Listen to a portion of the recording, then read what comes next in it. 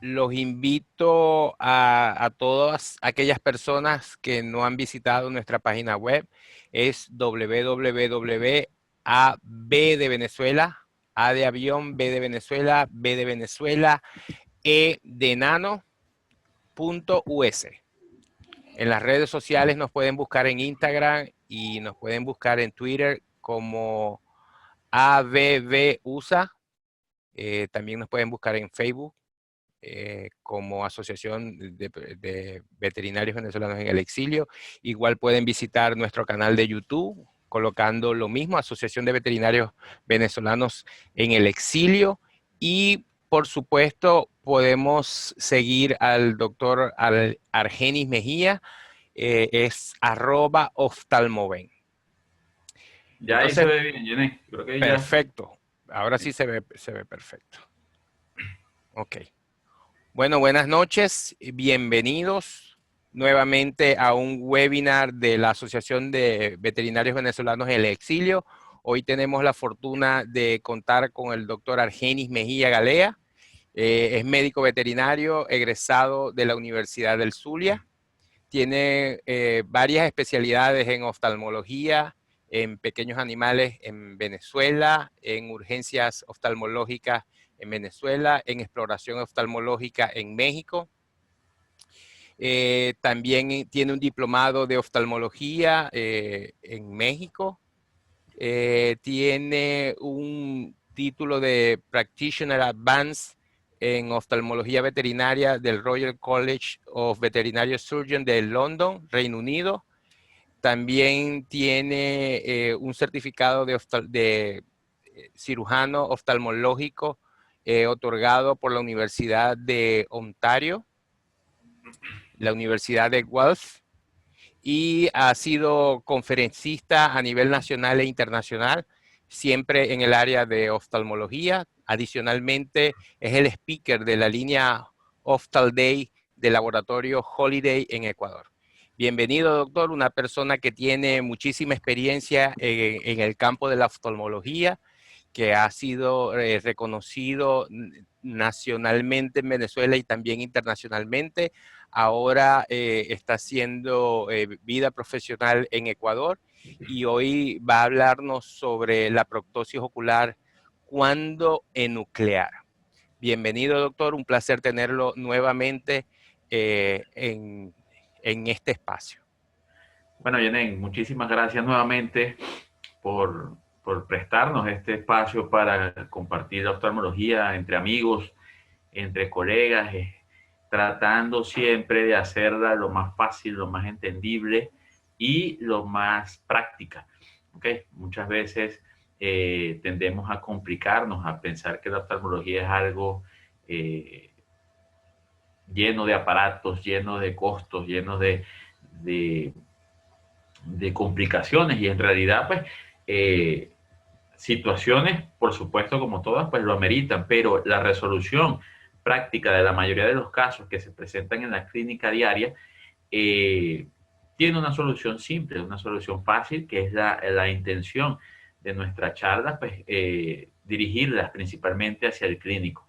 Ya nosotros los oftalmólogos tenemos experiencia como resolverlos, pero muchas veces no estamos a la mano en algunos consultorios, en la mayoría.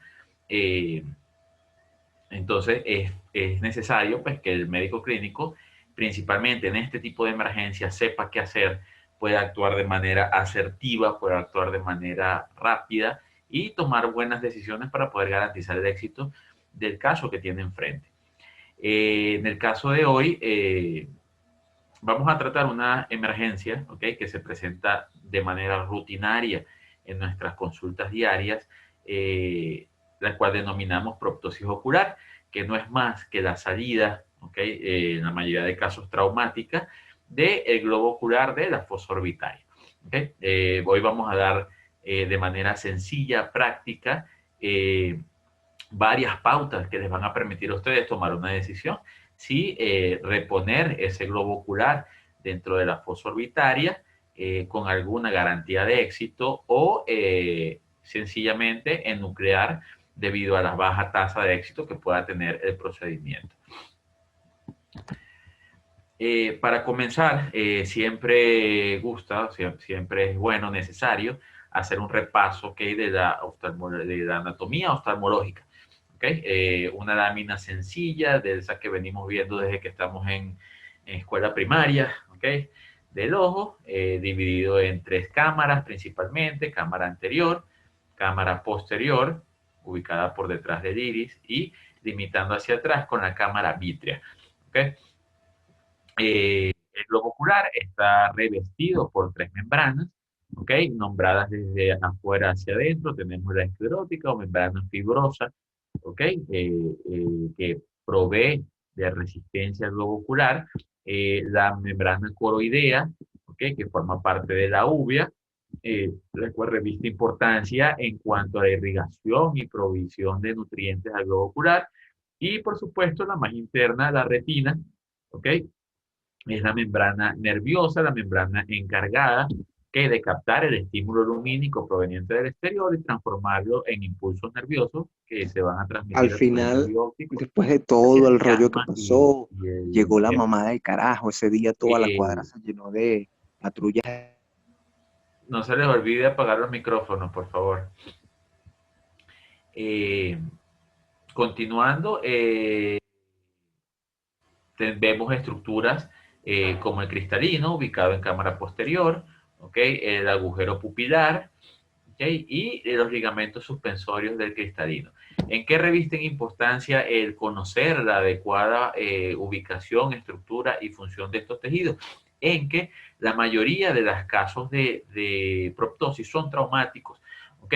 Y una parte importante de los pronósticos que nosotros vamos a resolver tienen que ver con el estado en que se encuentran estas estructuras al momento de la revisión. Ya vamos a ver más adelante que lesiones intraoculares son una de las grandes contraindicaciones de la restitución del globo ocular dentro de la fosa orbitaria. ¿Okay? Es la pregunta de los 1008, como decimos nosotros en Venezuela.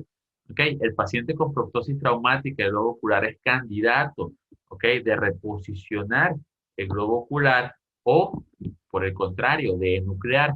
De esto va a depender, ¿okay? Una serie de factores que vamos a considerar más adelante. ¿Okay? Por lo general, casi el 80% de los casos, la proptosis es un evento traumático, ¿okay?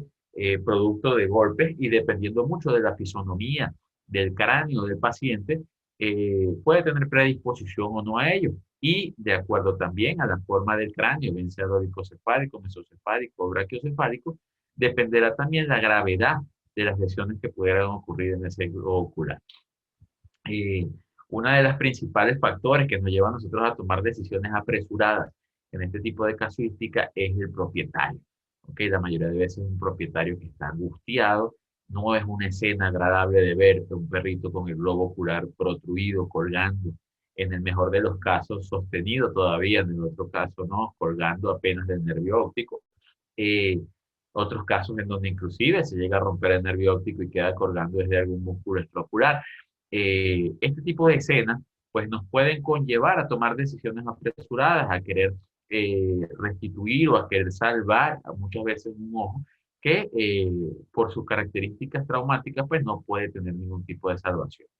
Eh, una de las principales preguntas que nos hacen a nosotros los propietarios es: doctor, ¿el perrito va a ver o no después de la cirugía? Es algo que nosotros debemos aprender a manejar, ya que muchas veces nosotros eh, no tenemos al momento una respuesta, ¿ok? De saber si el perrito va a recuperar la visión o no al momento de la emergencia, de tener el paciente en caliente, ¿ok? En nuestra mesa. Y es una de las principales preguntas que nos van a hacer los propietarios. Por lo tanto, tenemos que mantener la calma, ser bastante asertivos en cuanto a las respuestas que vamos a dar al propietario y no apresurarnos con los pronósticos. Yo les recomiendo que en una proptosis ocular, así sea una proptosis reciente, ¿ok? ¿ok? Cuando yo les hablo de reciente quiere decir minutos, inclusive algunas horas. No sean optimistas con los pronósticos con los propietarios. Y más adelante les voy a comentar algunos casos en los cuales muchas veces por nosotros ser optimistas, luego nos llevamos algunos fiascos por no tener esa previsión. Este es el común denominador, inclusive la raza, ¿ok? Es uno de los comunes denominadores en cuanto a los casos de proptosis. Este caso que ustedes ven acá es una proptosis ocular del globo ocular derecho. Se ve inclusive muy bien, ¿ok? No es tan gráfica la imagen, donde fíjense la diferencia, la discoria que hay, la pupila está completamente dilatada. Este es uno de los factores que nosotros vamos a tomar en cuenta para evaluar el grado de gravedad, ¿okay? de la situación. ¿Okay? La mayoría de los pacientes nos van a llegar de esta manera. ¿Okay? Nos van a llegar en el mejor de los casos con este tipo de lesión. En algunos casos, como pasa en la mayoría, el ojo va a llegar sucio, lleno de tierra, lleno de cualquier cosa, donde el animalito pudo haberse restregado la carita para aliviar la molestia. ¿Okay? El ojo va a tener un grado alto de desecación, ¿okay? Debido a que está expuesto y la película lagrimal se pierde, ya que hay inflamación, el parpadeo no es efectivo porque el párpado no se puede desplazar y por lo tanto es un ojo que tiene mucha probabilidad de estar ulcerado al momento de ustedes tenerlo en revisión. Esto hay que tenerlo bastante en cuenta. Un dato importante cuando ustedes van a recibir este tipo de casos, la mayoría de veces, como todo, emergencias, pues ocurre en horas de la noche, ocurre un domingo en la tarde cuando ustedes estén haciendo un asado o cualquier cosa con su familia. Lo más importante, lo primero con el propietario es instruirlo a mantener la calma, ¿ok? Un propietario nervioso, un propietario que no mira las consecuencias de las manipulaciones que puede realizar, puede llegar a ocasionar mucho más daño en un ojito que ya de por sí está lastimado. Adicionalmente, nosotros debemos instruir al propietario a que lave el ojo, a que lo mantenga lubricado hasta que llegue al centro de atención veterinaria, que bien sea de nosotros o bien sea que lo refiramos al centro veterinario más cercano que tenga el paciente. ¿Cómo puede humedecer ese propietario?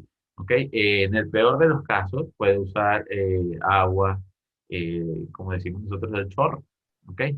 Lo importante es mantener ese ojo hidratado. Otro de los factores que podemos usar es lo que es los geles.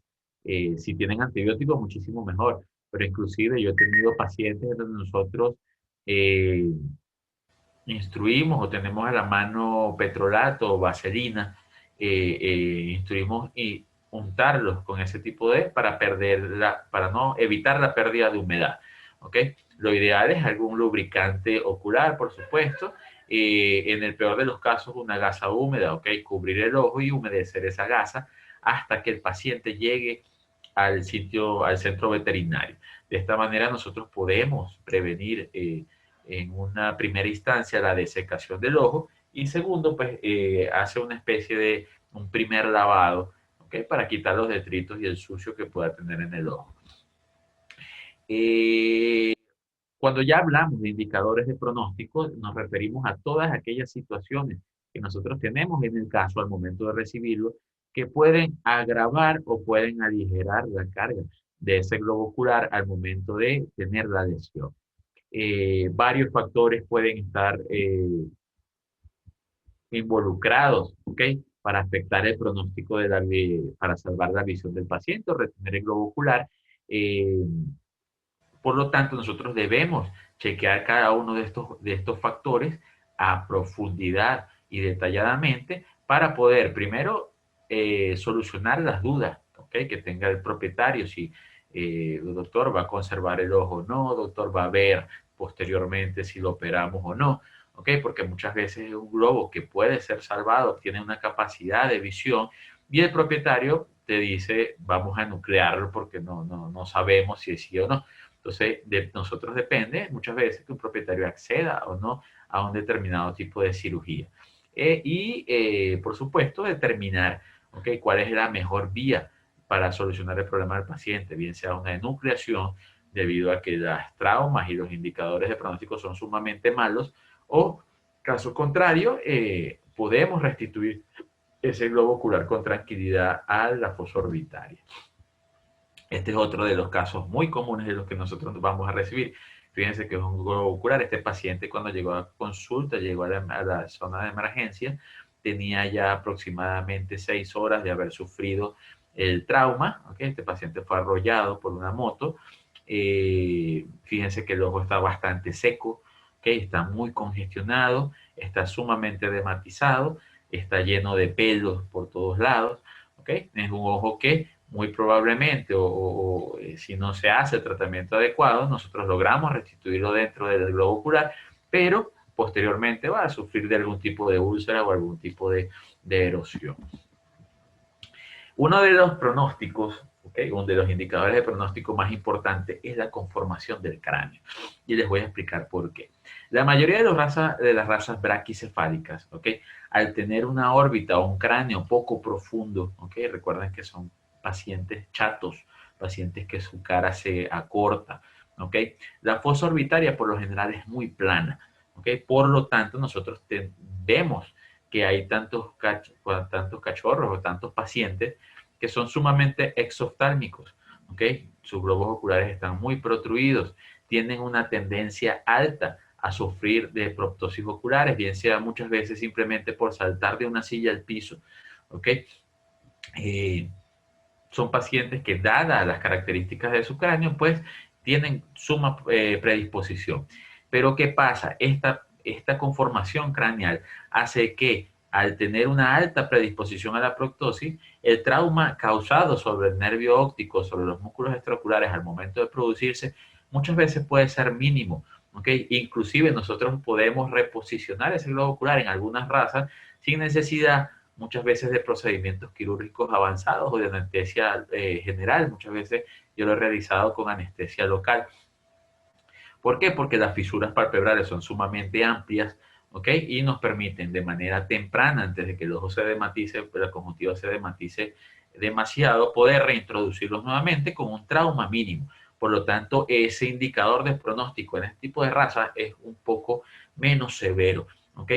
Al contrario de razas dólicocefálicas, como por ejemplo los pastores alemanes, pitbulls, pacientes que no son chatos, pacientes que sus cráneos tienen una profundidad bastante grande, ¿okay? Sus órbitas o la fosa orbitaria es mucho más profunda, el ojo entra muchísimo más. Por eso es que ustedes se fijan que ese tipo de razas, ninguno por lo general se observa exoftálmico, ¿okay? Todos tienen sus ojos bien dentro de la cavidad orbitaria. ¿Qué quiere decir esto? Que para que un ojo en este tipo de raza salga de la cavidad orbitaria, el trauma tiene que ser lo suficientemente severo y profundo para poder causar una proptosis. Por lo tanto, la posibilidad de un daño mayor para los músculos extraoculares, para el nervio óptico, es mucho mayor, dado la mayor distancia o la mayor distancia de desplazamiento que tiene que tomar el ojo para poder salir de la fosa orbitaria y ocasionar la ruptura o el desgarro, ¿okay? De los músculos extraoculares y del nervio óptico. Por lo tanto, en un perro dólico-cefálico con proptosis, el pronóstico es mucho más reservado o severo que en un perro brachiocefálico, ¿ok? Eso tenemos que tomarlo bastante en cuenta.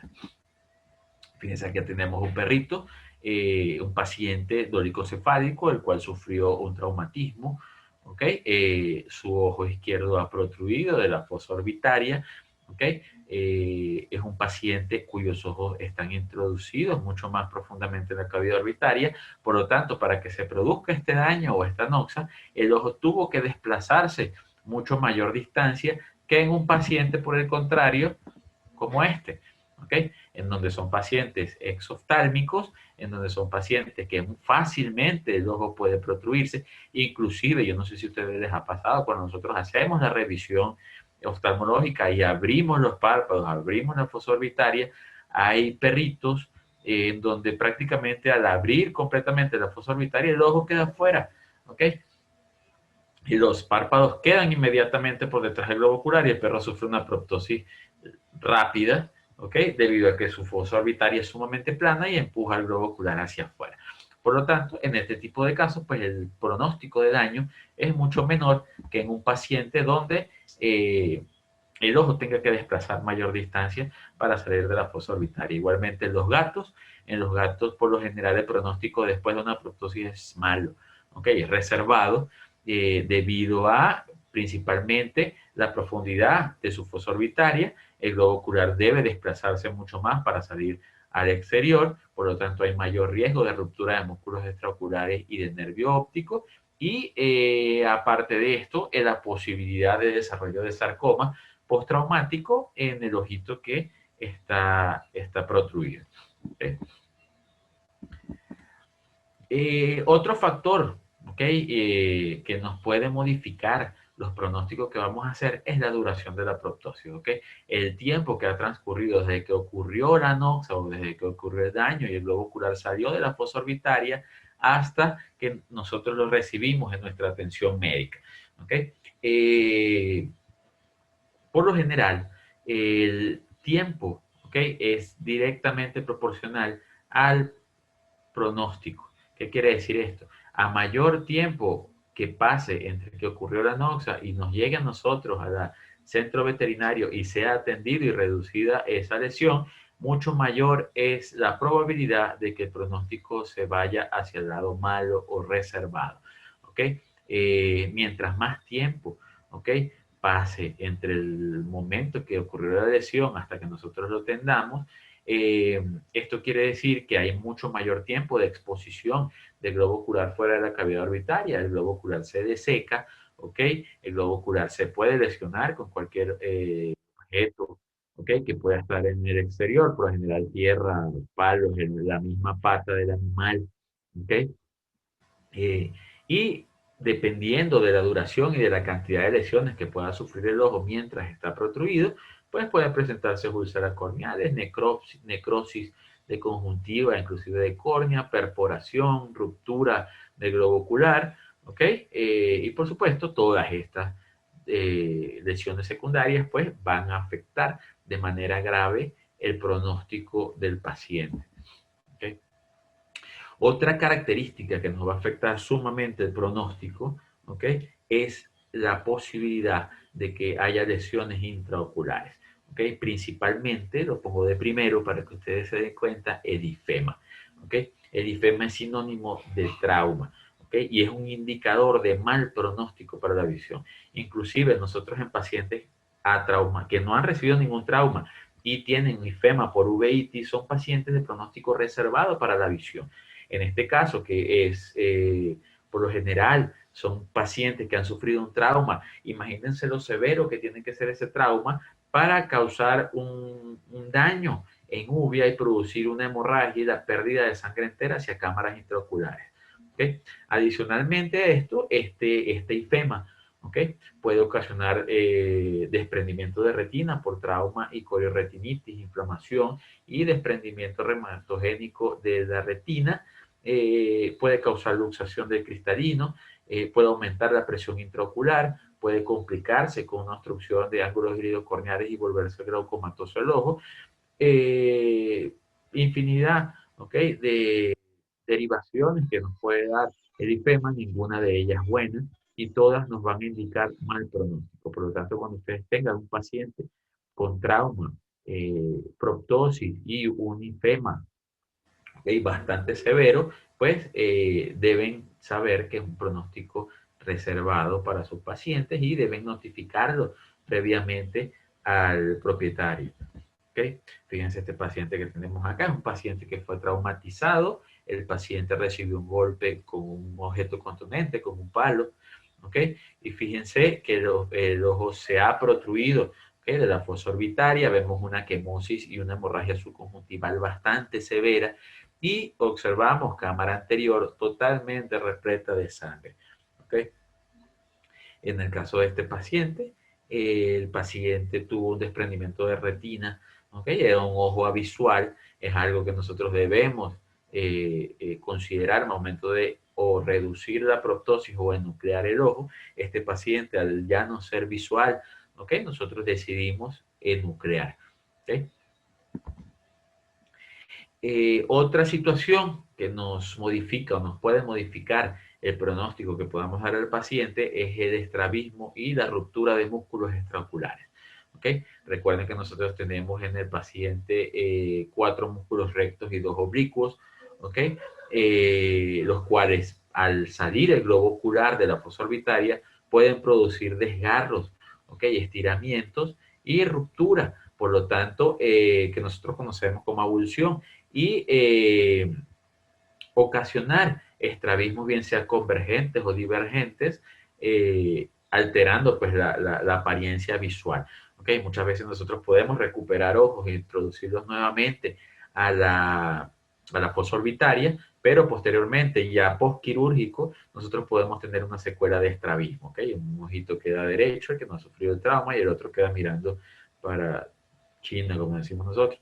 Entonces, es algo o es una secuela que nosotros debemos prever, y de acuerdo al daño que nosotros vemos cuando llega el paciente, podemos inferir si va a quedar con estrabismo o por el contrario va a quedar con sus ojos alineados.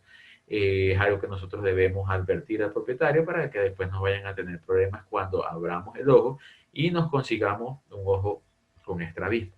¿Okay?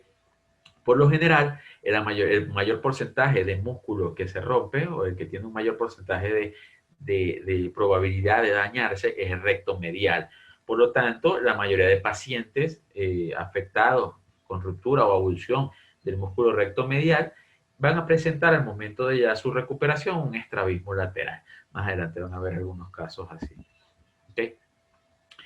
Otros tipos de estrabismo que no sea un estrabismo lateral pueden indicar avulsión de diferentes tipos de músculos. Si el ojo tiene un estrabismo medial, ¿okay? O convergente, nosotros vamos a sospechar que hay una ruptura del músculo recto lateral y del oblicuo inferior. ¿Okay? Cuando ya nosotros tenemos una avulsión de 3 o más, inclusive yo muchas veces digo ya de 2 músculos, ¿okay? El pronóstico es malo. Okay, es uno de los factores que nos modifican a nosotros nuestra conducta quirúrgica. Cuando hay un músculo solamente roto o ninguno de los músculos, pues es mucho más favorable y de mucha mejor recuperación. Fíjense, aquí tenemos un paciente el cual sufrió una proptosis traumática, lo mordió otro perrito más grande y el paciente, su globo ocular salió de la fosa orbitaria. Más, sin embargo, nosotros podemos ver el ojo alineado, ¿ok? Con el ojo que está sano. No vemos ningún tipo de estrabismo, no vemos ningún tipo de ruptura de músculo extraocular que nos desvíe, ¿ok? La alineación del ojo afectado. Fíjense que tenemos una vista frontal y tenemos una vista lateral, en donde observamos el ojo, ambos ojos completamente alineados a pesar, ¿okay? De tener un grado de proptosis bastante alto. Ahora bien, tenemos otro paciente, fíjense ¿okay? En donde ya nosotros podemos ver que el ojo se ha desviado hacia lateralmente y dorsalmente, ¿ok? Inclusive vemos acá, fíjense, tenemos acá el muñón, ¿ok? Del músculo recto medial, ¿ok? El cual se rompió, vemos acá el muñón y el ojo sufrió un estrabismo hacia la zona lateral, ¿ok? Este paciente, a lo que si nosotros hacemos, ¿ok? Una reducción de esta lesión e introducimos nuevamente el globo ocular, es muy probable que una vez ya al momento de darlo de alta y retirar los puntos de sutura, nosotros vamos a tener un paciente con estrabismo lateral. En general, ¿okay? De acuerdo a estos signos clínicos que nosotros acabamos de nombrar y otros, ¿okay? Nosotros podemos elaborar un pronóstico y hacerle saber al propietario lo que podemos o lo que vamos a esperar luego de nosotros tratar al paciente. Algunos de los signos clínicos más importantes, la duración, como veníamos hablando, un evento de corto plazo que haya ocurrido hace poca cantidad de tiempo, pues tiene mucho más pronóstico favorable que un evento de duración prolongada, que hayan pasado más de por lo menos 8 horas de haberse realizado el trauma o de haber tenido la proptosis. Cuando hay presencia de tensión muscular, es un pronóstico favorable, ya que esto nos dice a nosotros que ninguno de los músculos extraoculares se ha roto, ¿ok? El ojo se mantiene alineado. En caso de que nosotros tengamos una ausencia de tensión y el ojo se pueda mover de manera amplia, ¿ok? Sin ningún tipo de resistencia, eso nos indica a nosotros que hay ruptura de los músculos extraoculares y no afecta el pronóstico. El tamaño pupilar, por lo general cuando hay miosis, ¿ok? Es un pronóstico favorable, indica que puede haber inclusive reacción fotopupilar. En el caso de cuando hay midriasis fuertes y persistentes, no quiere decir esto que al nosotros colocar una luz y si la pupila no se dilata, haya pérdida de visión. Muchas veces esto se debe al aumento de la presión intraocular, producto de la tensión, de la inflamación, y los párpados estrangulando el globo ocular por su parte posterior. Entonces, no necesariamente un paciente al cual nosotros le apliquemos una luz de frente a la pupila y esta no se dilata en el ojo que está protruido, quiere decir que el paciente es avisual. ¿Ok? Esto tienen que tenerlo bastante en cuenta. Normalmente, en pacientes que tienen un efecto, un reflejo fotomotor pupilar positivo directamente, el pronóstico es favorable, nos indica a nosotros que hay una buena recepción del estímulo visual por parte de la retina y el nervio óptico. En el caso de que nosotros hagamos un reflejo fotopupilar cruzado y es negativo, ¿qué quiere decir esto negativo? Muchas veces nosotros hacemos el reflejo fotopupilar en el ojo que está bien, ¿ok? O hacemos el reflejo fotopupilar, perdón, en el ojo que está protruido, ¿ok? Y no se produce un reflejo consensuado en el ojo que está bien, ¿ok? Que no ha sido protruido, que se encuentra en la cavidad orbitaria. Esto quiere decir que está afectada la conducción del estímulo hacia el quiasma óptico que me va a producir a mí la reacción en el ojo contralateral. Por lo tanto, si tenemos un reflejo fotopupilar negativo, ¿ok? El cruzado o consensuado, como también le llamamos, es un pronóstico desfavorable. Cuando hay hemorragias retrovulvares mínimas, el pronóstico, por supuesto, es favorable porque hay menos indicio de trauma. Al momento de haber hemorragias retrovulvares severas, pues quiere decir que hay una ruptura bastante severa de vasos sanguíneos, por lo tanto, el pronóstico es desfavorable. Cuando nosotros tenemos pronósticos, presiones intraoculares o píos normales e inclusive aumentadas, ¿ok? Nosotros todavía tenemos un pronóstico favorable, ya que esto nos quiere decir que hay integridad del globo ocular.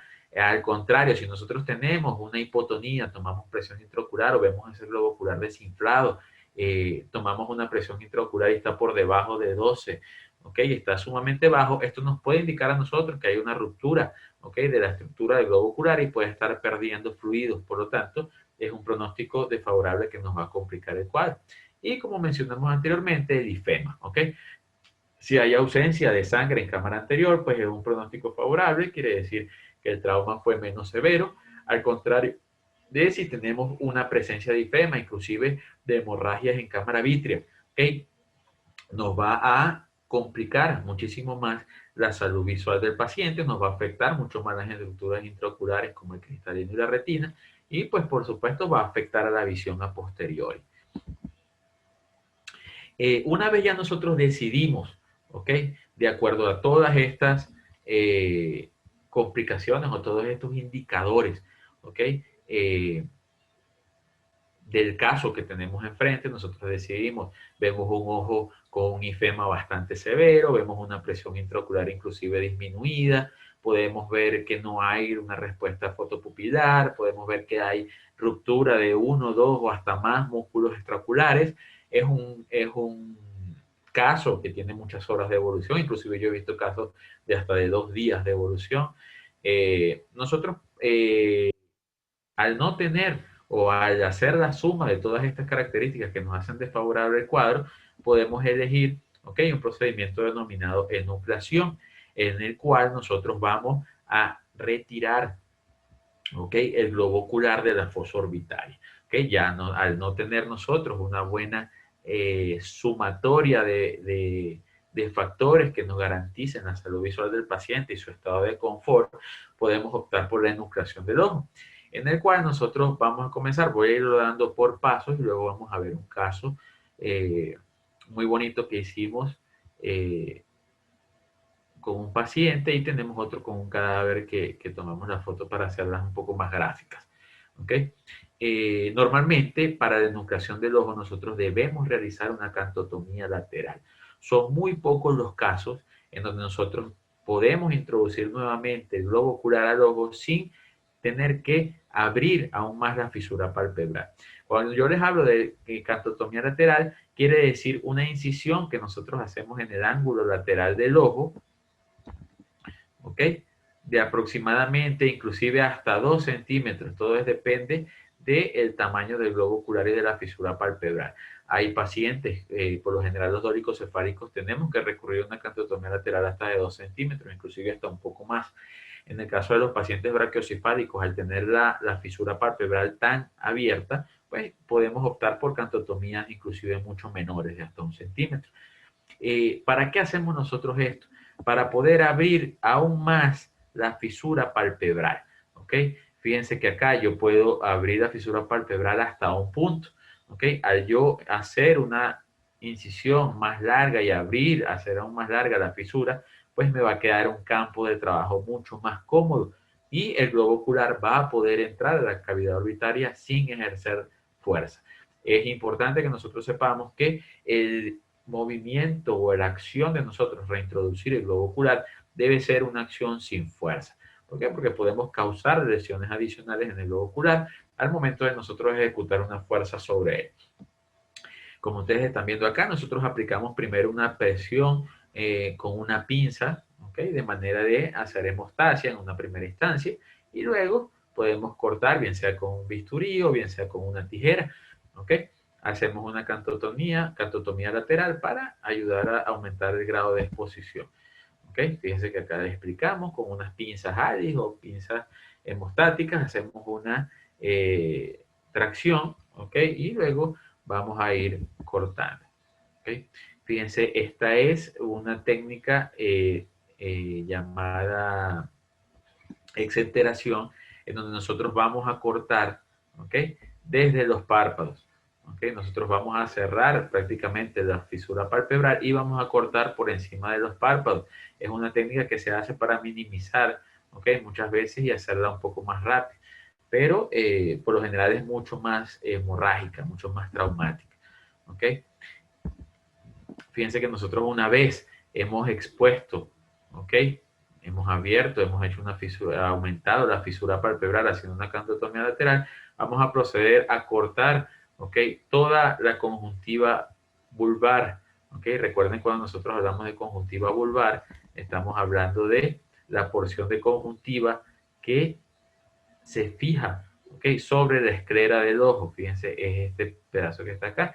Nosotros tenemos una conjuntiva palpebral, que es la que reviste los párpados por su borde interno, y una conjuntiva vulvar, que es la que se fija sobre el globo ocular. Esta conjuntiva vulvar es la que nosotros vamos, ¿ok? A cortar en los 360 grados, ¿ok? Alrededor del globo ocular para poder hacer su liberación. ¿Okay? Fíjense que nosotros acá podemos ir divulsionando con una pinza y cortando con una tijera, ¿okay? Haciendo abulsión y cortando hasta liberar por completo el globo ocular. ¿Okay? Fíjense que nosotros vamos liberando hasta que completamente hemos roto toda la conjuntiva, hemos hecho abulsión, el globo ocular se encuentra libre, posteriormente clampeamos el nervio óptico y hacemos una incisión para su extracción. ¿Okay? Este es el caso que les estaba comentando, es de exenteración, en donde nosotros vamos a retirar inclusive, fíjense, con los párpados cerrados, cortando por encima de ellos, vamos a sacar todas las estructuras de la cavidad orbitaria. Es una técnica que si bien es eficaz, pues es mucho más traumática y por lo general no se hace. Se recurre más bien a la enucleación vía subconjuntival, es mucho más sencilla. ¿Okay? Luego de nosotros hacer la enucleación, en algunos casos es necesario, ¿okay? Ligar el muñón que queda del nervio óptico, ¿okay? Con algunos vasos pequeños. El ojo no tiene, como el resto de los globos, de los ojos, de los órganos, una arteria principal que entra y una vena principal que sale, ¿okay? Son una serie de vasos pequeños, ¿okay? Que a través de la coroides, ¿okay? Ingresan, ¿ok? ¿ok? Hacia el globo ocular. En este caso, algunas ocasiones nosotros no tenemos necesidad de ligar, ¿ok? Porque hacemos vasoconstricción utilizando epinefrina del 0.001% mediante instilación tópica. En otros casos, sí es necesario realizar una ligadura, ¿ok? Es sumamente importante el considerar que nosotros debemos retirar, ¿ok?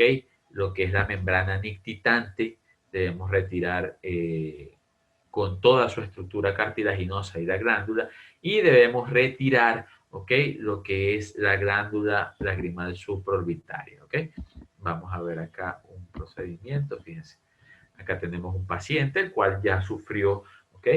Este paciente fue remitido o llegó a consulta luego de sufrir una protrusión ocular hace aproximadamente 3 meses. El globo fue restituido, ¿okay? En otro consultorio, y el propietario llega a nuestra consulta porque el paciente comienza a ver que el ojo se hace pequeño, ¿okay? El paciente no ve por ese ojo, lo cual ha traído como consecuencia una tisis bulbi o una atrofia del globo ocular, y el paciente sufre de constantes cuadros de conjuntivitis, de uveitis y de irritación, a lo cual nosotros decidimos pues enuclear el ojito. Fíjense que hacemos una correcta desinfección y antisepsia de la zona operatoria, ¿okay? Luego hacemos una correcta desinfección de los sacos conjuntivales, tanto inferior como superior. En este caso nosotros lo podemos realizar con cotonetes o con hisopos impregnados en solución de yodo povidona hasta el 0.05%, o a mí me gusta más usar la solución dentro de una jeringa y introducirla por dentro de los párpados hacia los sacos conjuntivales e instilar con fuerza y con bastante solución fisiológica una solución de yodo povidona diluida. ¿Okay? De esa manera nosotros podemos garantizar una correcta antisepsia del campo operatorio externo, tanto como del campo operatorio interno. ¿Okay? Fíjense que lo primero que nosotros en este caso hacemos es retirar, ¿ok? La glándula nictitante en conjunto con toda la membrana. ¿Okay? Nosotros debemos retirar toda esa estructura. Ustedes dirán, ¿por qué? ¿Qué importancia tiene? Al nosotros retirar esta glándula, ¿ok? Responsable aproximadamente del 40% de la producción lagrimal, garantizamos que una vez retirado el globo ocular, no vaya a continuar la producción y el vertido de lágrimas hacia dentro de la fosa orbitaria, cosa que puede hacer que esa fosa orbitaria se llene de líquido, ¿ok? Y nosotros después tengamos problemas con una fosa orbitaria llena de lágrimas, ¿ok? Como ustedes están viendo allá, acá nosotros clampeamos la glándula y realizamos el corte en conjunto completo, cartílago, glándula y membrana nictitante. ¿Okay? Una vez cortada la glándula, fíjense que hemos retirado por completo de la zona inferior todo el tercer párpado, ¿ok? Vamos a disecar, vamos a separar, ¿ok? La conjuntiva vulvar. Fíjense que acá nosotros podemos ver muy bien la zona de la conjuntiva palpebral y podemos ver muy bien la conjuntiva vulvar adherida al globo ocular. Esta es la zona que nosotros vamos a avulsionar y separar y disecar a lo largo de los 360 grados de la circunferencia del globo ocular. Fíjense que nosotros vamos a ir avulsionando y vamos a ir separando el globo ocular de la conjuntiva vulvar. ¿Okay? Una vez nosotros hemos separado, fíjense, todo el globo ocular está libre, ¿okay? Hemos avulsionado y separado los músculos extraorbitarios, nosotros introducimos una pinza, ¿okay? Hacia el polo posterior del globo ocular para clampear o para tomar, ¿okay? Y hacer hemostasia y presión sobre el nervio óptico y los vasos sanguíneos. Acá pasa algo muy interesante. ¿Okay? La mayoría de los casos, no todos, pero cuando se presenta de manera dramática, los pacientes que nosotros clampeamos o al momento de nosotros hacer presión y manipulación sobre el nervio óptico tienden a sufrir una bradicardia bastante severa. ¿Okay? Es una de las guerras que tengo yo con mi anestesiólogo siempre, porque él me dice que le avise cuando lo vaya a hacer, pero cada quien con su trabajo, yo no aviso y bueno, tienen que pegar carreras luego. Es una guerra entre cirujano y anestesiólogo, ya todos saben de eso. nosotros al hacer un clampeado o manipular el nervio óptico, estimulamos un reflejo llamado reflejo vagal. Una de las consecuencias de este reflejo vagal es la bradicardia severa. En el caso de los perros es bastante dramática. ¿Okay? Este tipo de situación nosotros la podemos prevenir, ¿okay? Mediante la aplicación de algún anticolinérgico al momento del protocolo de anestesia. Por lo general, el uso de atropina. Okay, bien sea endovenoso, bien sea subcutáneo, antes de la anestesia, las dosis habituales, nosotros podemos disminuir o eliminar este reflejo vagal. Otra forma de hacerlo es mediante el uso de bloqueos, ¿okay? De anestesia local en el espacio retrovulvar previo a la cirugía.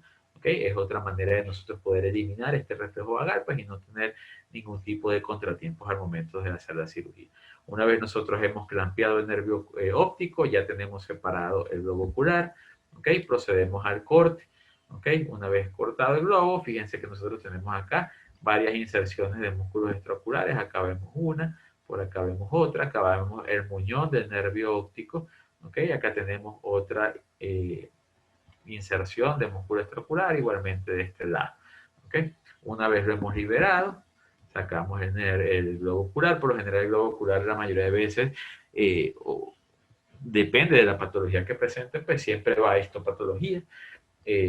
Por lo tanto, pues el globo ocular debe ser introducido en una solución de formol y inyectar dentro del globo ocular en las distintas cámaras formalina, ¿okay? Debido a que el globo ocular se degrada muy rápidamente, sus estructuras internas comienzan su proceso de autólisis de manera muy rápida.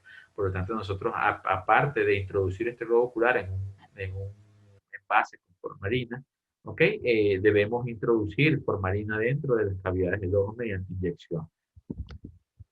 Una vez nosotros hemos retirado el globo ocular, fíjense que tenemos acá la fosa orbitaria completamente vacía, tenemos que retirar todos los bordes palpebrales. ¿Para qué? Para poder exponer superficie viva y poder luego suturar y que estos espacios, estos bordes puedan pegar o puedan cicatrizar. Y nosotros suturamos los párpados sin hacer este corte al momento de nosotros retirar una sutura o al momento de que la sutura que ustedes coloquen, dependiendo de la que coloquen, se degrade, y los párpados se van a abrir nuevamente. ¿Ok? Es el proceso que nosotros hacemos inclusive con las personas que trabajan con trauma para, al momento de tener una herida, pues hacemos bordes vivos para poder suturar.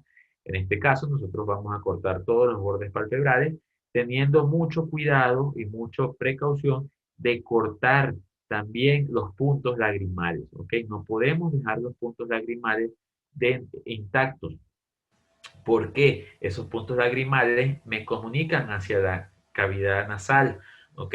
He tenido pacientes que llegan con aire dentro de la cavidad orbitaria post-enucleación, ¿ok? Por no retirar los puntos lagrimales. A través de esos puntos lagrimales sube aire, ¿ok? De los canales nasolagrimales, desde la nariz o de la cavidad nasal hacia la fosa orbitaria, y esta fosa orbitaria se llena de aire, ¿ok? Por lo tanto, debemos tener bastante cuidado al momento de retirar el borde palpebral, llevarnos también los puntos lagrimales, ¿ok? Esta zona medial es un poco más complicada para hacer el corte debido a que tiene mucha menos piel y menos elasticidad, pero debemos llevarlo a cabo de la mejor manera posible para evitar esa complicación. Una vez hemos hecho ese corte, ¿ok? Comenzamos a preparar la conjuntiva palpebral, ¿ok? Para hacer los campos de sutura internos, ¿ok? Comenzamos a hacer un modelado, ¿ok? De la conjuntiva palpebral. Algo muy importante también, nosotros debemos retirar la glándula lagrimal superior, ¿okay? Que se encuentra dentro de la fosa orbitaria dorsolateralmente, ¿ok? Debemos ubicarla, debemos disecarla y debemos retirarla. Esto tiene la misma función del retiro de la membrana incitante, que esta glándula lagrimal no me continúe produciendo lágrima y no se me vaya a llenar la cavidad orbitaria de lágrima después de que nosotros hagamos la sutura y cerremos. ¿Ok? Esto no podemos olvidar. Una vez ya nosotros hemos hecho el retiro de la glándula lagrimal, tenemos ya todo preparado, ¿ok? Aquí hemos tomado unos puntitos de sutura para suturar la conjuntiva y los anexos de grasa y depósitos de piel de mucosa que quedaron dentro de la fosa orbitaria. ¿Okay? Vamos a proceder a hacer uno o dos campos de sutura interna. ¿Okay? Primero de la conjuntiva y luego del subcutáneo. ¿Okay? Podemos hacer una sutura subcutánea utilizando sutura absorbible, ¿okay? Pues ácido poliglicólico, Vicryl, polidiaxona. ¿Okay? Podemos hacer una sutura y luego vamos a suturar con puntos separados. ¿Okay? Yo les recomiendo mucho que hagan puntos simples separados porque no sabemos el cuidado que va a tener postoperatorio. Suponemos e instruimos al propietario para que sea lo mejor posible, pero el perrito puede rascar, se puede hacer cualquier cosa, se puede quitar algún punto, pues, y si son puntos continuos, pues se van a ir todos y se va a abrir todo.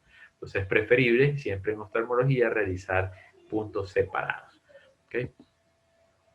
El cuidado postoperatorio de este tipo de lesión, ¿okay? Es un postoperatorio bastante sencillo, bastante común. Es una cirugía que es dolorosa, por lo tanto es muy recomendable el uso de analgésicos antiinflamatorios de manera fuerte, de manera activa. Es muy recomendable el uso de flunicime lumine intraoperatorio y luego postoperatorio, por lo menos el día siguiente, a dosis de 1 miligramo por kilo endovenoso. Y posteriormente pueden continuar con carprofeno o meloxicam, bien sea el carprofeno a 2.2 miligramos cada 12 horas o a 4 a 5 miligramos diarios, o en el caso del meloxicam a 0.2 miligramos por kilo.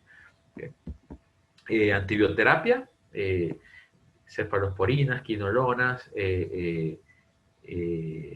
amoxicilina más ácido clavulánico pueden estar bien indicados. Recuerden, si es el caso de un gato, no pueden usar enrofloxacina principalmente, ya que esta produce atrofia de la retina, produce degeneración retiniana. Entonces, si les quedó un ojito y ustedes le van a poner enrofloxacina, pues van a terminar de complicar todo el caso. Otro de los escenarios quirúrgicos, si nuestros indicadores de pronóstico son favorables, es la reintroducción del globo ocular en la fosa orbitaria. ¿Okay? Este casito es muy bonito. Esto lo hicimos con un cadáver para poder ilustrar de manera chévere los pasos. ¿Okay? Acá hemos hecho una proptosis artificial o iatrogénica. Nosotros sacamos el globo ocular.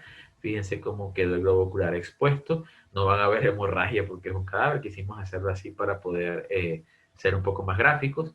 ¿Okay? Fíjense cómo los párpados, ¿okay?, quedan por detrás del globo ocular. Esto tiene un efecto de aprisionamiento y de ahorcamiento sobre el globo ocular, lo que puede ocasionar que haya un aumento de la presión intraocular. Esto tenemos que tenerlo bastante en consideración al momento de seleccionar el tipo de metodología que vamos a usar para la proptosis, para la reintroducción de la proptosis y de acuerdo al tiempo de duración. Puede haber un mayor o menor riesgo de daño intraocular.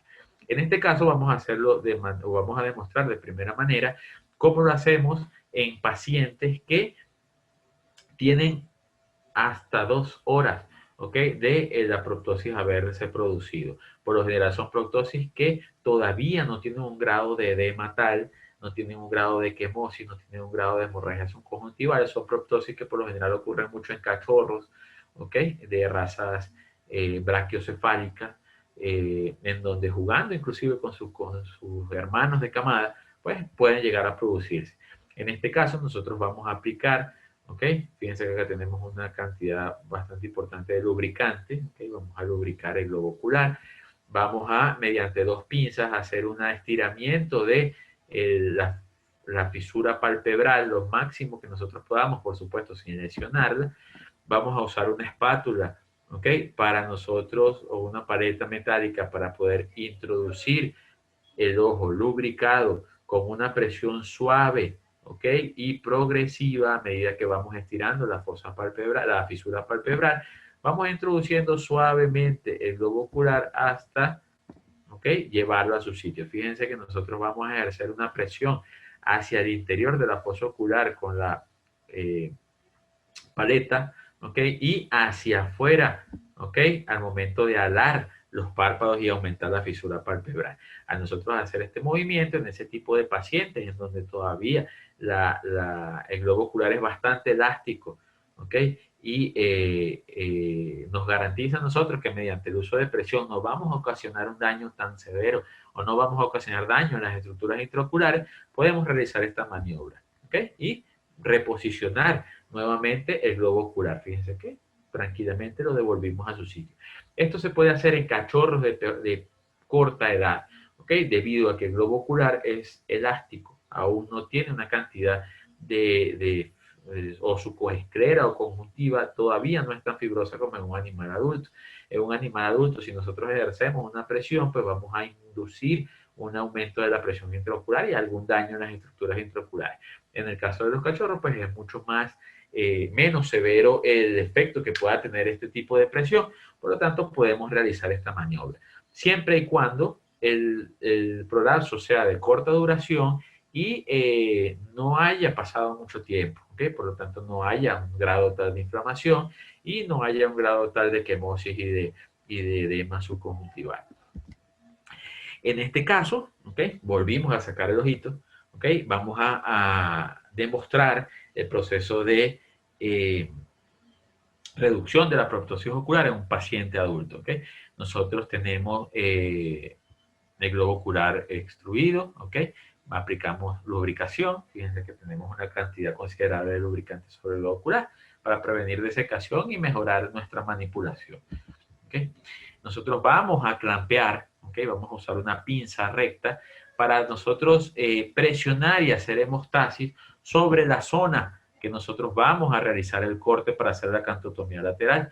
Fíjense que nos ubicamos hacia el borde lateral del globo ocular, hacemos una presión por lo menos por 2 minutos, ¿ok? Luego de hacer la presión, vamos a quitar la pinza y en ese momento sí vamos a cortar. Fíjense que quedó un borde de la fisura palpebral presionada con hemostasia y sobre esa zona es donde nosotros vamos a realizar el corte para prevenir hemorragias, ¿ok? Recuerden que la área facial y la área palpebral está sumamente irrigada, ¿ok? Por lo tanto, mediante este procedimiento eliminamos el riesgo de una hemorragia mayor. Una vez hecha la cantotomía, fíjense cómo logramos abrir muchísimo más, ¿ok? La fisura palpebral. Ya la fisura palpebral no se cierra acá, ¿ok? Se cierra 2 centímetros hacia la zona lateral. Por lo tanto, el ángulo de apertura de la fosa palpebral de la fisura palpebral es mucho más amplia, nos va a permitir una mejor manipulación y el globo ocular va a poder ser introducido nuevamente en la fosa orbitaria sin la aplicación de fuerza. ¿Okay? Una vez nosotros hemos hecho esta fisura palpebral, esta cantotomía lateral y ampliamos la fisura palpebral, ¿ok? Este es el patrón de sutura que nosotros vamos a seguir para suturar esa cantotomía lateral que hicimos una vez el globo ocular haya sido repuesto en su sitio. ¿Okay? Vamos a hacer 2 patrones hacia el borde de sutura simple interrumpida y un patrón en 8 para cerrar alineadamente el borde palpebral. ¿Okay? Este patrón lo vamos a aplicar en esta zona una vez hayamos reintroducido el globo ocular. Una vez que nosotros hemos hecho, ¿okay?, la cantotomía, ¿okay?, introdujimos el globo ocular y ya tomamos los puntos de sutura. Fíjense que nos quedó bastante bonito. Aquí tenemos los puntos individuales y aquí hemos alineado correctamente mediante un punto en 8 la cantotomía que acabamos de realizar. Cuando nosotros vamos a introducir, hemos introducido, ¿okay?, ese globo ocular en la fosa orbitaria, debemos tomar unos puntos de sutura mediante tarsorrafia. ¿Qué hacemos nosotros? Vamos a cerrar esos párpados por un periodo de aproximadamente 2 o 3 semanas. ¿Okay? En algunos casos, cuando nosotros sospechamos de que haya ulceración o erosión debido al tiempo, ¿okay?, que puede haber transcurrido desde que ocurrió la anoxia y sospechamos que puede haber algún tipo de ulceración en la córnea, nosotros podemos efectuar un colgajo de membrana niquitante para tapar en primera instancia el ojo. ¿Okay? Hacemos una flap de membrana niquitante y luego hacemos por encima una tarsorrafia. ¿Okay? Lo podemos hacer.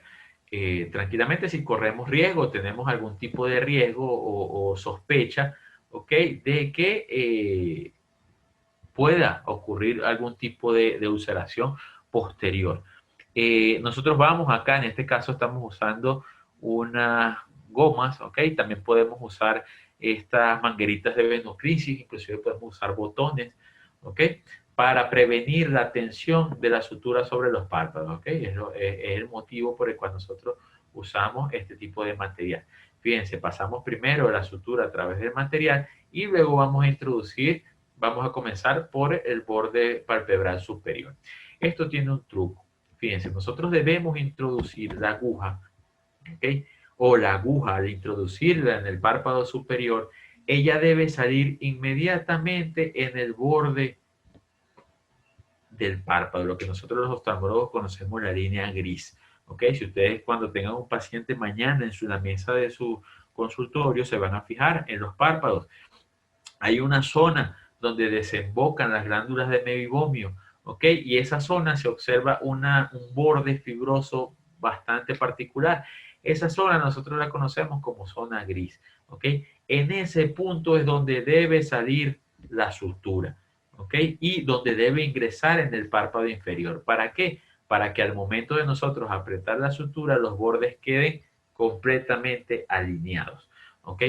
¿Qué pasa con cirugías que yo he visto en donde nosotros ingresamos la aguja, ¿ok? En el párpado, pero salimos por el borde interno? ¿Qué quiere decir esto? Que perforamos todo el párpado con nuestro material de sutura. ¿Qué va a pasar? Que cuando nosotros hagamos el nudo y apretemos, el párpado no va a quedar alineado, sino los bordes se van a ir hacia afuera. Entonces nos va a quedar un párpado sellado, un párpado cerrado, con los bordes hacia afuera. Esto tiene una mayor predisposición de que el paciente pueda sufrir meibomitis o resequedad en el globo ocular, porque las desembocaduras de las glándulas de meibomio me van a quedar hacia afuera, me van a quedar expuestas, se pueden contaminar y pues pueden inclusive inducir a la necrosis de los bordes palpebrales. Por lo tanto, fíjense que nosotros acá lo hacemos bastante demostrativo, ¿ok? La aguja va a salir en todo el borde palpebral. No sale por dentro, no sale por fuera, sale en todo el borde palpebral, ¿ok? ¿Para qué? Para nosotros luego introducirla en el borde palpebral inferior, también en la zona limítrofe o zona gris. Al momento de nosotros apretar esta sutura, nos van a quedar perfectamente alineados los bordes y la desembocadura de las glándulas de meibomio va a quedar hacia adentro, ¿ok? Su producción, ¿ok? Va a desembocar correctamente hacia adentro de la cavidad orbitaria, ¿ok? Fíjense que pasamos la sutura a través de otra goma, ¿ok? Puede ser este tipo de material o puede ser, como les digo, una manguerita de venoclisis limpia y esterilizada, ¿ok? Para prevenir que esta sutura tenga contacto con el borde palpebral y pueda inducir necrosis o presión. Este tipo de sutura es el que nosotros debemos hacer, ¿okay? Una especie de colchonero para mantener la unión de los párpados. No debemos hacer puntos simples, esos puntos van a desgarrar los párpados, ¿ok? Debemos minimizar el riesgo de desgarro, el riesgo de dehiscencia. Por lo tanto, hacemos este tipo de sutura tipo colchonero con el apoyo de estas gomitas o de los mangueritas de venoclisis. ¿Okay? Inclusive tengo colegas que lo han hecho con botones y de coser, ¿okay? Los limpian bien, los esterilizan y les queda bastante bien.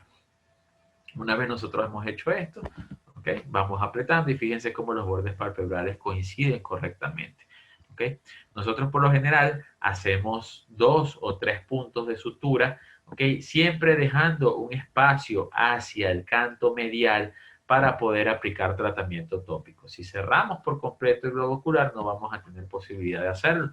En este caso, fíjense, nosotros hacemos 1, 2 y 3 y dejamos un borde, ¿okay? Un orificio hacia el canto medial para a través de este orificio poder aplicar tratamiento tópico.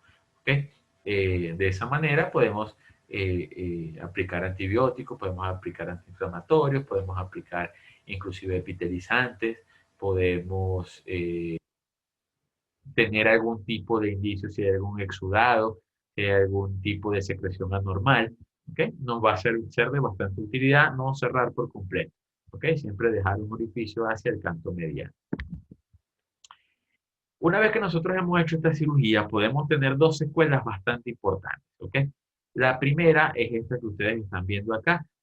Nosotros podemos ver en este paciente un ojo normal, el ojo izquierdo, es un paciente chihuahua, que son bastante exoftálmicos, los ojos son muy grandes, ¿ok? Nosotros vemos un paciente con su ojo izquierdo normal, pero vemos que el ojo derecho está mucho más pequeño. En este paciente ese ojo es avisual. Inclusive si se logran fijar, tenemos acá una pupila bastante miótica y un indicio de catarata. ¿Ok? Este paciente sufrió de una secuela bastante importante de la astrostosis que conocemos como atrofia del globo ocular o tisis bulbi. ¿Ok? Es algo de lo que debemos advertir al propietario que puede ocurrir inclusive a pesar de nosotros haber hecho un procedimiento correcto. ¿Ok? Es una de las secuelas bastante importantes, como cuando nosotros tenemos un cuadro de uveitis, que a pesar de que lo podamos tratar a tiempo, podamos aplicar los medicamentos correctos, podemos inclusive tener consecuencias a largo plazo, cataratas, sinequias, glaucoma, desprendimiento de retina, etcétera, etcétera, que debemos advertir al propietario. En este caso, desde las reducciones de prostosis oculares, las más importantes son la atrofia ocular, como en este caso, y fíjense, este paciente bulldog, al cual introdujimos bastante bien el ojo, logramos salvarlo después de una prostosis traumática bastante severa, pero nos quedó un estrabismo lateral por ruptura del músculo recto mediano, ¿okay? Es el que más se rompe. Entonces, este paciente, el propietario ya estaba al tanto de que podía ocurrir. Al momento de nosotros retirar los puntos de sutura, nos conseguimos esto. Entonces, son dos secuelas bastante importantes, ¿okay? Después de un procedimiento de reintroducción del globo ocular que debemos considerar y tener bien informado a los propietarios de tu paciente para poder evitar, ¿okay?, problemas a posterior. Bueno, esa era el material que les tenía preparado. Espero se haya sido bastante gráfico y sencillo. Quise hacerlo de la manera más sencilla posible para que se entienda, para que pueda ser de utilidad. El muñequito, pues me gusta mucho, lo pongo en varias ponencias. Y pues también quería aprovechar, pues que estábamos todos conectados, para invitarlos al aula virtual de este mes, ¿ok? El cual esta vez está dirigido, ¿ok?, a las blefaroplastias y las cirugías reconstructivas de párpados, bastante comunes en nuestra clínica diaria, diría mucho más del 30% de los casos, tanto cirugía oncológica como cirugía traumática y plastias reconstructivas en los casos de entropiones y ectropiones, ¿ok? Distintas formas de realizarlos de acuerdo a la anatomía y los casos particulares de cada paciente. Pueden ver la temática, que es bastante amplia. De verdad espero que les sea de mucha utilidad la información que hemos dado hoy. Y bueno, Yenek, si le damos a las preguntas, pues, chévere. ¿Será que dejo de Muchísimas gracias. compartir? Muchísimas gracias, Argeni. Excelente, bastante gráfica, bastante práctica, muy educativa tu exposición y sobre todo bien explicativa, porque solamente se ven dos caminos, o enuclear o reposicionar ese globo ocular allí, y obviamente ahondaste en los detalles. Vamos a ver qué preguntas tiene el público, la audiencia. Mientras tanto, yo te puedo hacer algunas preguntas. Claro, claro. Y bueno, y que la gente se entere también que estamos preparando un taller con Argenis sobre oftalmología. Exacto. Será un taller de, digamos, unas 5 clases. Estamos trabajando en preparar primero el material para ofrecerlo a ustedes ya con más forma. Así que Claro. tiene que estar pendiente por las redes sociales de la asociación y por las redes sociales de Argeni Oftalmoven, para que estén al tanto aquellos que tienen un interés en la oftalmología. de inicio les digo que son casos frecuentes en la práctica de pequeños animales y puede ser muy traumático para los clientes. Entonces, si le damos una buena respuesta, los clientes van a quedar agradecidos de por vida. Dice Luis Algueiro, gracias, muy claro y muy simple y un arte. Dice... No, sí, es cierto, es una técnica alternativa a la enucleación, ¿ok? Por supuesto, al incidir sobre tejido más denso, ¿ok? Al hacerlo por encima. La exenteración se utiliza principalmente en aquellos pacientes en donde hay un riesgo de infección. Pacientes con endoftalmitis, infecciones bacterianas en globo ocular, pacientes contaminados. Al nosotros hacer la exenteración, logramos sacar todas las estructuras de la órbita sin incidir o sin abrir la cavidad orbitaria. Okay, fíjense que nosotros vamos a hacer la exenteración por arriba de los sacos conjuntivales, o sea que no vamos en ningún momento a poner en contacto la conjuntiva con la zona orbital. Por lo tanto, nosotros podemos sacar por completo el globo ocular sin ningún tipo de riesgo de contaminación. Por lo general, yo la exenteración la dejo para esos casos, cuando son casos bastante complicados, casos en donde hay un riesgo de contaminación de cavidad orbitaria y me puede traer un riesgo de contaminación luego de yo cerrar los párpados, de tomar la sutura. Pero sí, es un procedimiento bastante válido y el único pues es un poco más hemorrágico y más traumático, pero es también una muy buena opción en ese tipo de casos. Ok, dice Ana Karina Argenis, cuando sumamos los factores favorables de pronóstico, ¿eso quiere decir en todos los casos que al paciente se le salvará la visión o no necesariamente va a volver a ver bien? No, esos factores te pueden a ti indicar un pronóstico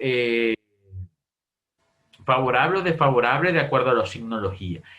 La evolución de los pacientes, fíjate que una de las secuelas más importantes de una proptosis es un paciente con atrofia ocular, ¿okay? Debido al grado de trauma que nosotros podemos tener. El paciente que nosotros vimos en la lámina es un paciente que no tenía ruptura de músculos extraoculares. El paciente fue candidato a reducción de proptosis ocular. Introdujimos nuevamente, el procedimiento fue exitoso, pero 6 meses después comenzó un proceso de atrofia ocular. ¿Okay? Entonces, nosotros hacer la sumatoria de todos esos factores de indicadores de pronóstico nos va a dar al momento de nosotros atender al paciente un dato importante sobre qué camino quirúrgico vamos a tomar, sobre una nucleación o sobre una introducción del globo ocular.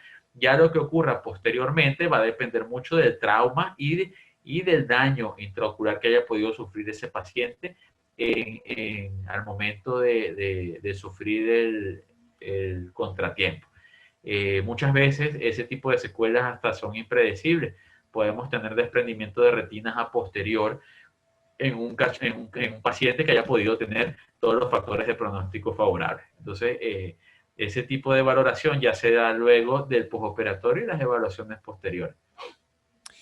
Dice una persona aquí que no sabemos quién es, dice, disculpe, ¿ha tenido casos en donde ha evidenciado coágulos de sangre en la parte posterior del globo ocular que impiden su reintroducción? Claro, cuando hay casos, como lo dijimos al principio, casos de hemorragias retrovulvares, ¿ok? Las hemorragias retrovulvares son indicativas de trauma severo, ¿ok? Por lo tanto, la mayoría de esos pacientes que tengan hemorragias retrovulvares son candidatos a enucleación, ¿ok? Ya que ese globo ocular va a tener pocas probabilidades de éxito una vez reintroducido. Nosotros podemos diagnosticar hemorragias retrovulvares mediante ecografía,